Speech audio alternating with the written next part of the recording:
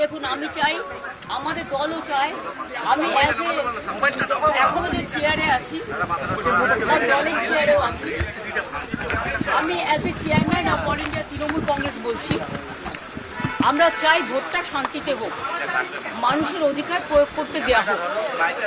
কিন্তু বিশেষ করে কতগুলো অবজারভার নিয়ে আসা হয়েছে বিভিন্ন জায়গা থেকে এবং অনেক পুলিশ অফিসার নিয়ে আসা হয়েছে যারা বাংলাকে বোঝে না।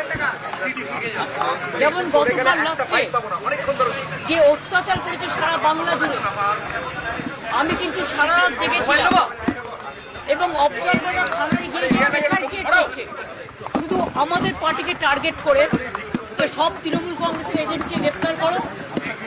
ব্লক প্রেসিডেন্ট, আমার ইউথের ব্লক প্রেসিডেন্টকে সকালেও অ্যারেস্ট করেছিল, আমাকে যার জন্য চেতলায় যেতে হয়েছিল, থানায় আমি যাইনি, ববি গিয়ে ছাড়িনি।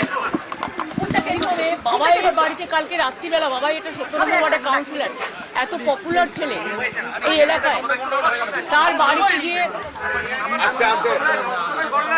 বাড়িতে গিয়ে রাত্রি 2টোর সময় CRPF force, without state police, without local police, they attacked his house. এবং ওর বউ একা বাড়িতে ছিল বাচ্চাকে নিয়ে। ওর বউ যখন বলেছে বাবাই বাড়িতে নেই, সত্যিই ছিল না, পার্টির কাজে অন্য জায়গায় ছিল, তখন ওদের বাড়িতে লাঠি চাঠি মেরে ওর ফোন কেড়ে নিয়ে বলেছে যেন বাবাই যেন কোনো কাজ না করে।